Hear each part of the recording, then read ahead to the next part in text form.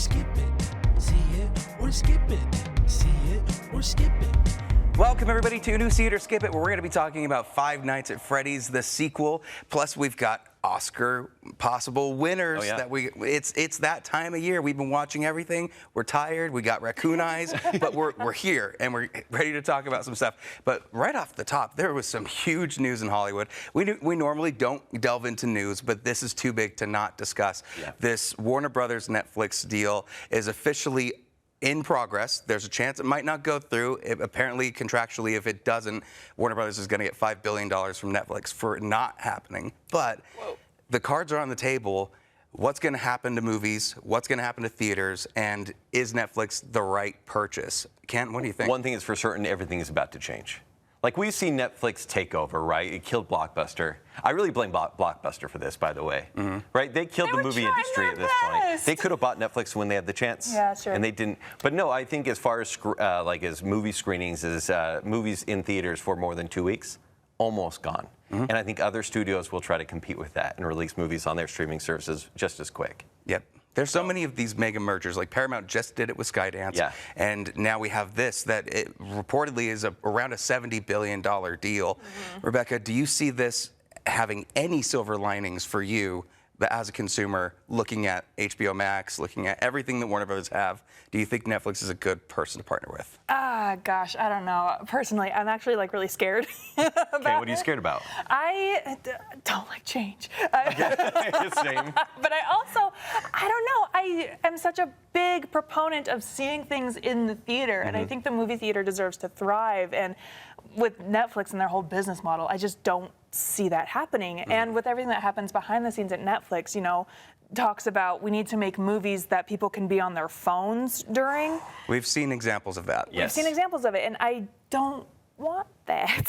So what are your thoughts? Well, I think Leo is scared right now. Yeah. I think physical media is the biggest thing we got to worry about. Yeah. Because that's never even been on the topic of Netflix's mind as far as releasing their content on physical media. It's usually a gimmick for them to do that. Right. Warner Brothers, honestly, it's been a studio that's been struggling for a while. It was up between Netflix, Paramount, and I believe Comcast put in some bids as well.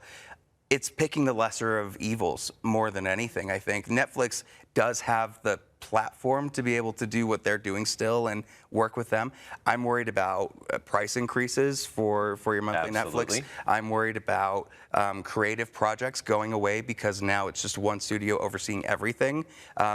I'm sure James Gunn is a little bit concerned about what's going to happen. Snyder fans are ecstatic, I'm sure, in their weird hopes. The part that makes me sad is David Zaslav, who I've never really liked as the CEO. This is more business talk, is keeping his job. Which is why, I feel like his job. Yeah, there's a chance that he'll be done once the acquisition's over. Hopefully, because I think he's run it into the ground. They've so made many good rumors movies this year, but his decisions have been They've made horrible. good movies, but they haven't had faith in those movies. Correct. Which is insane. Or they've made tax write-off movies too. Maybe now we get Batgirl. Yeah. Okay. And we'll see. They're acquiring a lot of debt, I believe, from Warner Brothers too. Right. Still debt that they are getting from AT&T when that merger. Like, there's been so many mergers, so many debts being collected by Warner Brothers that half the payment for Netflix is probably just clearing that out and inheriting it at the same time. I don't know what the future holds for Hollywood right now. This is a big industry shifting move, and if it goes through, which everything sounds like it's probably going to, especially with the administration now, that it's not really looking at the oversight of mega mergers like this. Sure. We can only kind of watch and hope that things don't go completely off the deep end. Can't wait to visit the Spirit Halloween in the Water Tower. Adam made me sad. Adam Sandler is the Animaniacs in Batman. the corner there somewhere. Yeah. We make fun, but Netflix still is one of the strongest companies out there. They do put out good work when they try and they work on it, and when they don't, it can be a surprise for everybody. But I want to know what you guys think. Have you heard about this merger? What are your thoughts on it? Leave a comment on the video. Let us know. But let's jump into the movies. Five Nights at Freddy's 2.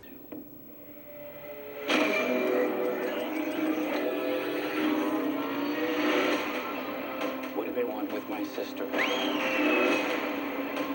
Half of this town will be dead by morning.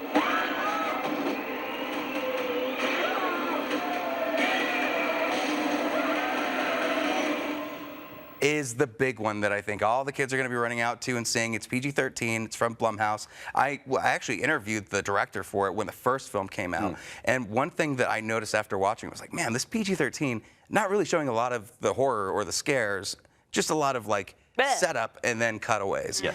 They didn't change much with this sequel. This is kind of an exploration of the first Freddys that existed, which is a lot of game lore. There's a lot of game lore in this that I did not follow. Easter eggs I didn't understand. Have you played the games? Have you guys played the games? No, and I feel have. old.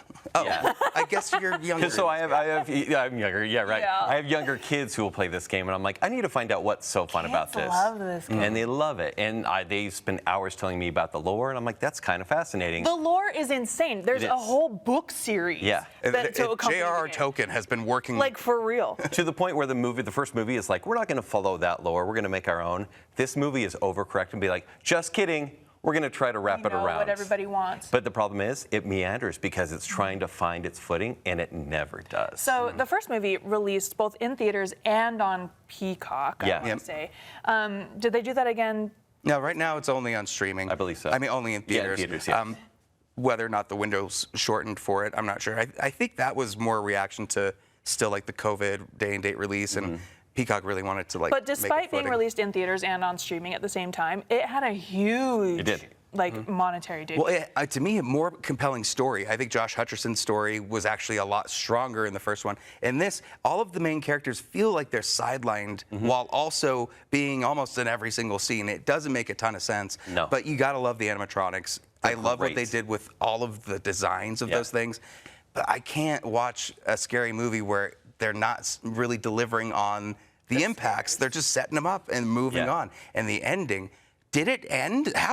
What happened didn't. there? It was a setup for a climax of an end of a movie, and it never did. But Said, it "We'll like see you next ended. time." It ended in a way where like it didn't even feel natural. Nothing felt normal about this thing.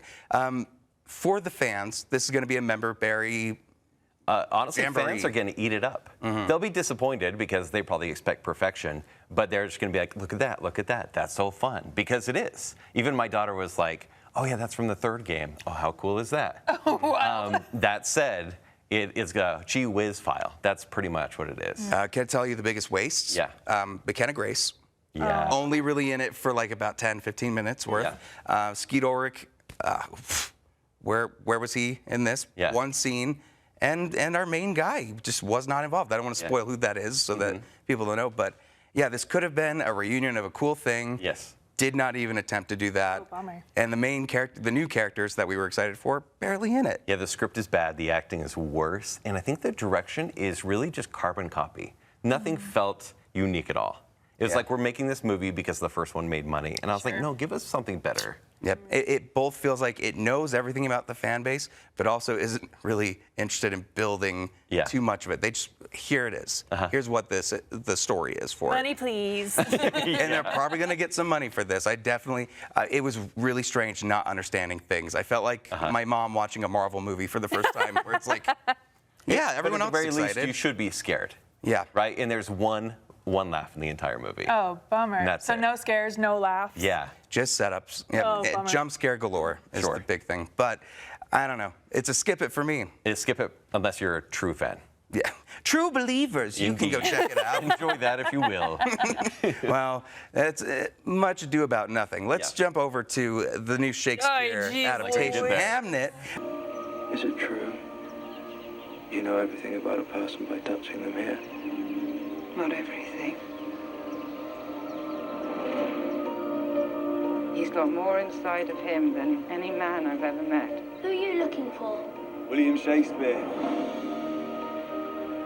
I have no talent for waiting. The women in my family see things. What do you see? Based on the novel, Chloe Zhao is the director, directed The Eternals, Nomadland, which we have a little cameo on our screens back here.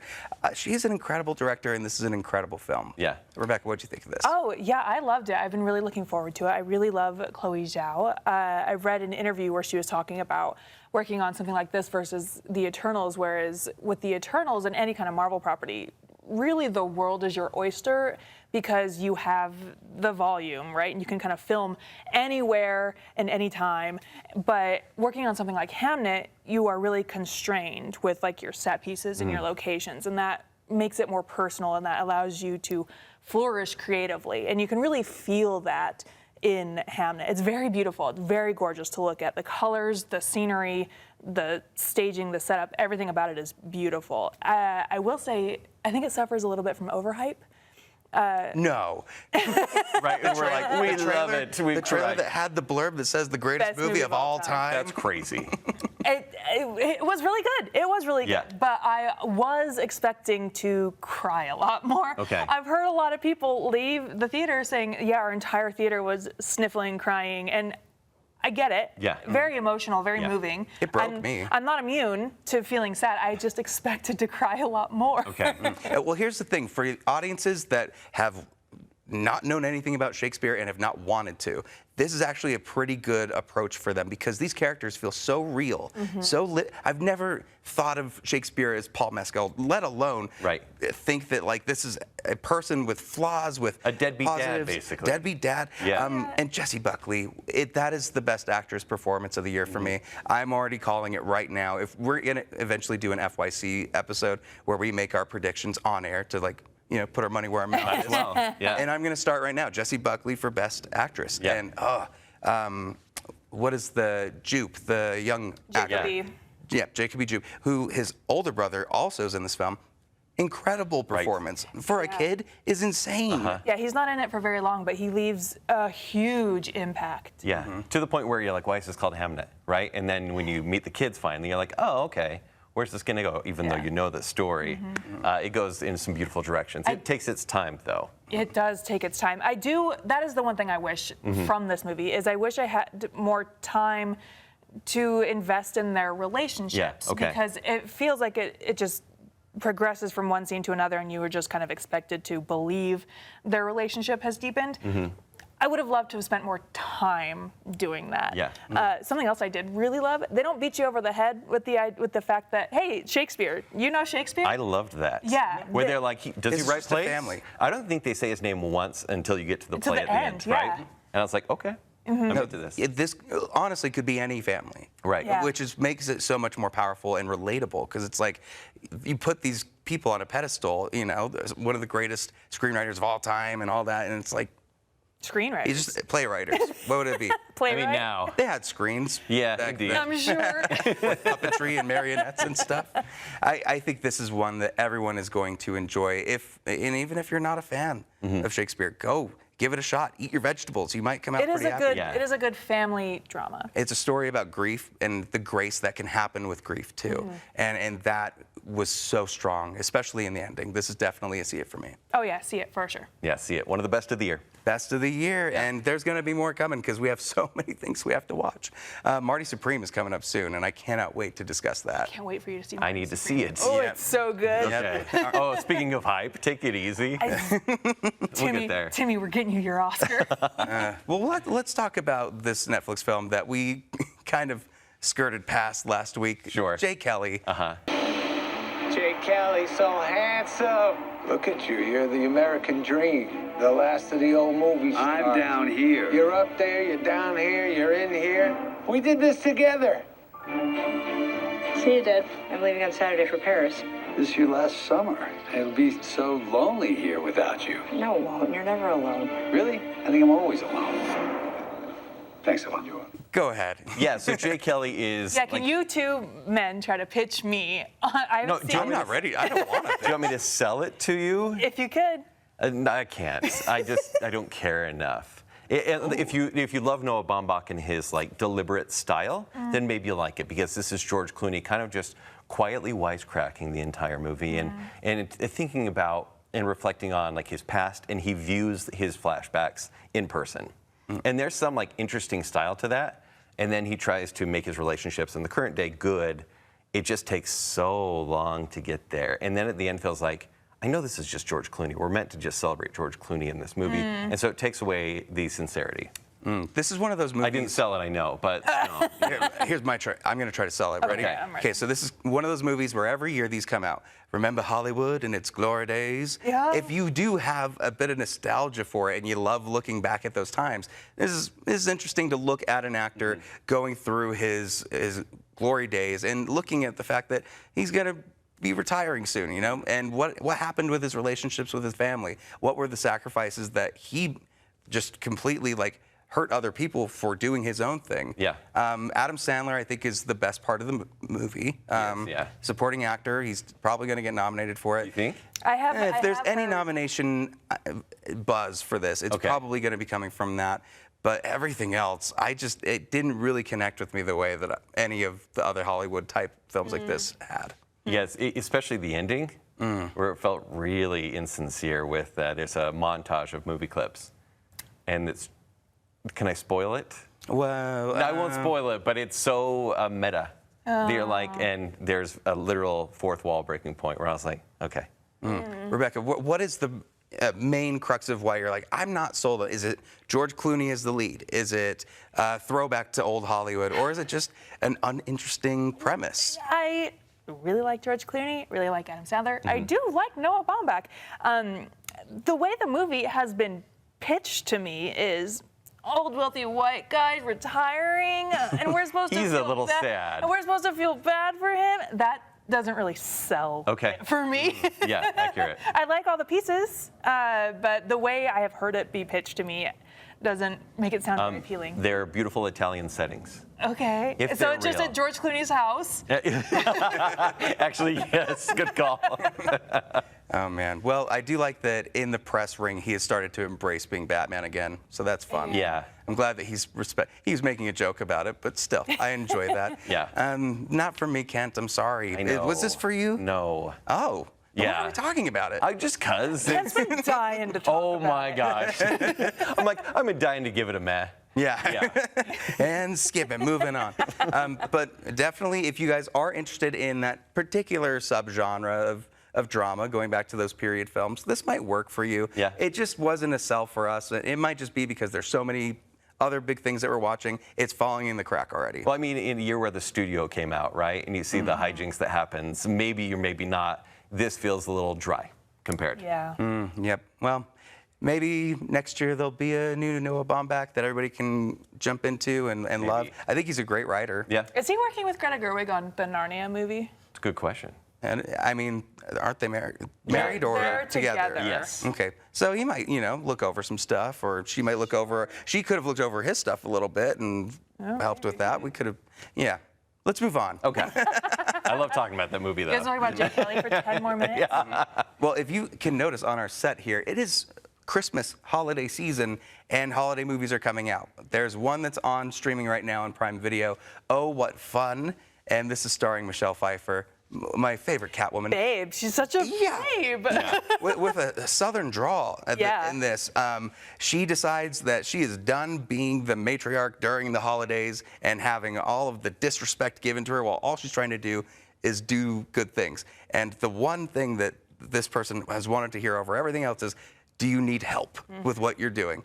And I like that they bring that up. She decides to go on her own holiday, let the rest of the family try to figure it out, which is a stacked cast. We got Felicity Jones, we got Jason Schwartzman, we've got Dominic Sessa again coming back. That's it. Dennis Leary, Haley Lou Rose, Joan Chen, Chloe Grace Moretz. Chloe Grace Moretz.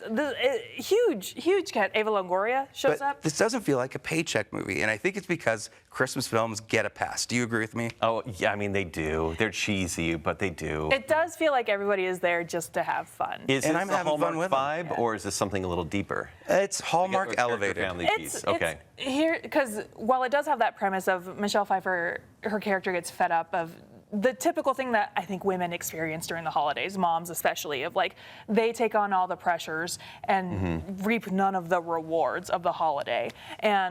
But to get to that point, it's nearly an hour into the movie. The movie itself is pretty meandering, but it feels more like a slice of life character, see how this family dynamic is. Okay. And then she actually snaps and then goes on this little road trip by herself.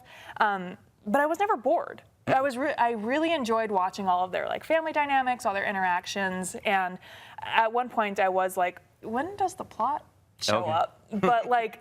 It almost doesn't need to in this case. There's so many people going through that door. You would think the plot would enter at some point, indeed. but it doesn't. Like it almost doesn't. It was just nice. It was just nice, and directed by Michael Showalter, and I'm a big Michael Showalter fan, so I'll show up for anything he does. I like the holiday aspect of it, where this is a family that is much like everyone else's family. They're talking about Christmas Vacation. They've got A Christmas Story playing in the background. They're referencing all these classic films. While this one is not a classic itself, I do think it recognizes that, and that's what makes it so strong. And probably one that I would say you should see definitely during the holiday season. This would be a great one to watch with your family. Yeah, totally. It was cute. Are you a Hallmark Christmas fan? No. Okay, all right. No, like I'll Just Hot Frosty. Yeah. Oh, wow. Which, you like that if you're weird. That's me. Okay, I see. Yeah, but I'm also not like I gotta watch every Christmas movie that comes out. It was cute as a character slice of life movie. A lot of fun. Okay. What is this? Are you going to watch it? I mean, did we sell you on this? Dominic Sessa. Dominic Sessa. Listen, My friend Dominic Sessa. if I'm cuddling watching a Christmas movie, I will choose this one. Okay. Hey, Fair? it's nice. It's a good cuddle movie. Okay. Me and my Pomeranian are gonna have a good time. Oh man. Well, there was one movie that we left off the books because I don't want to say it, the name of it, because I don't want to be fired. But we have to bring it up. Here's the title of it. Now, it is meant to be exactly what you think it is, and we're all going to be safe and not discuss the name. Yes, we are. But we are going to talk about this silly comedy that's much akin to The Naked Gun that honestly was very funny, but not one I'm going to be revisiting. Rebecca, what do you think?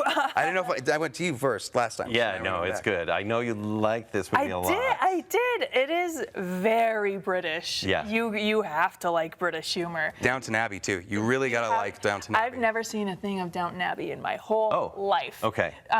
This prompted me of like, oh, maybe I will give Downton Abbey a shot if this is what it's like. It's not. Well, I know it's not exactly like this, but it is like The Naked Gun.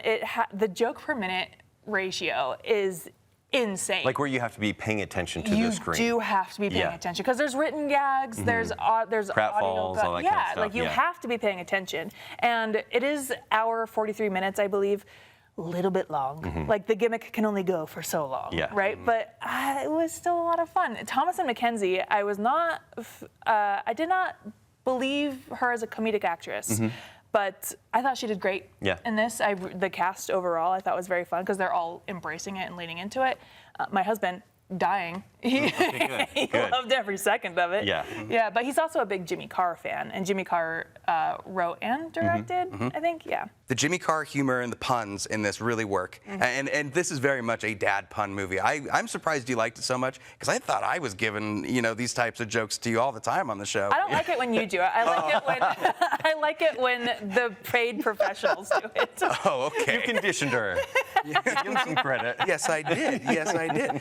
But it is one that I love this type of humor. I love when everything is punny, and I love when they tell you like a completely different line from what they're actually doing, and it only makes sense by the way that it rhymes or something like that. Like the inspector, his last name is Watts, W-A-T-T. And so there's a whole who's on first gimmick trying to talk about this inspector and his last.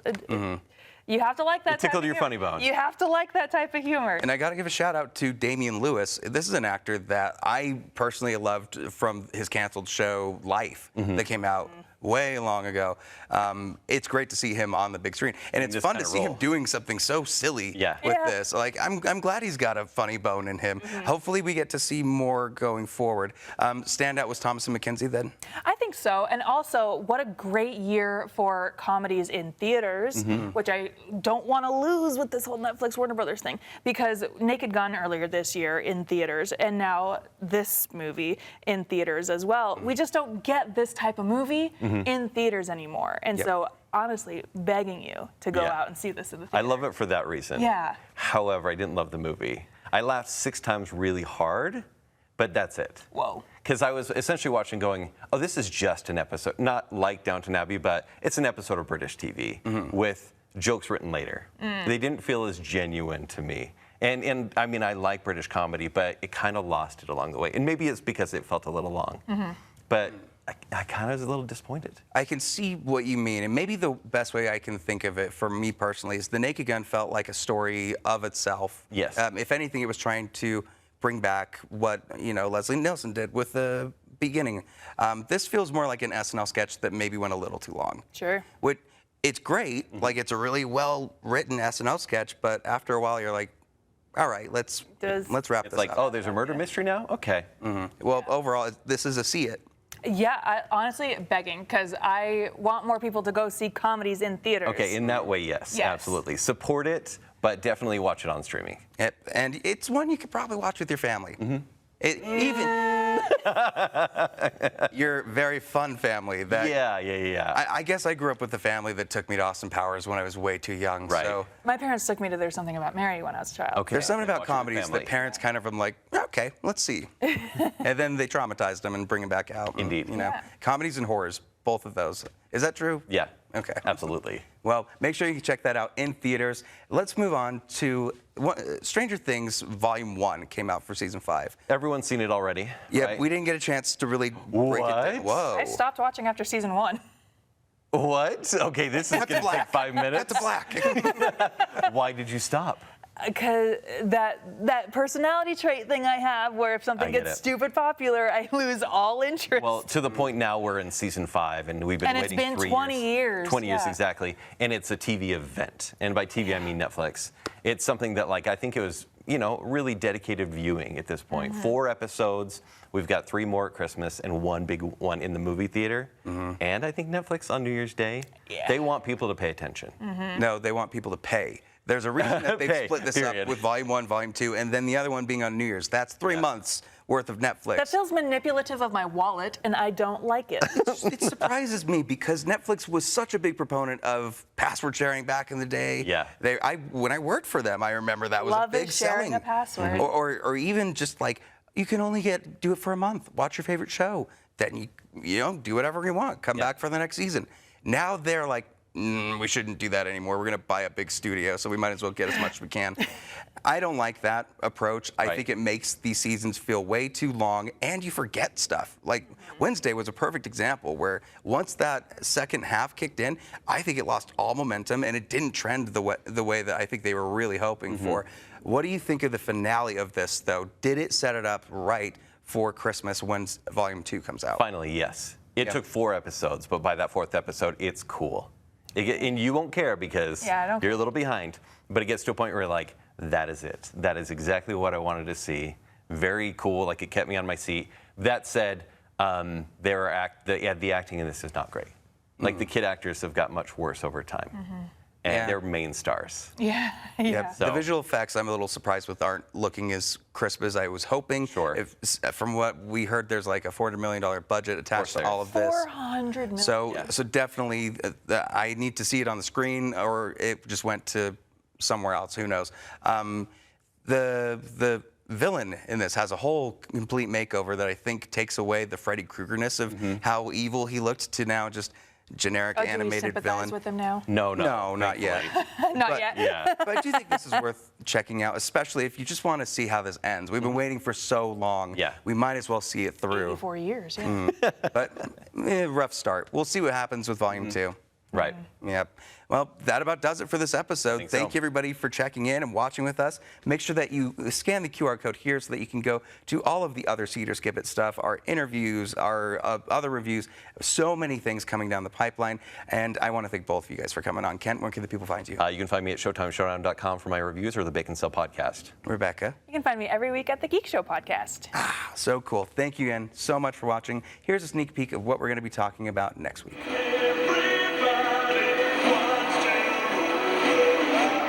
It's only a matter of time before I'm staring at you from the cover of a Wheaties box. You think it's that simple? Yeah, I do.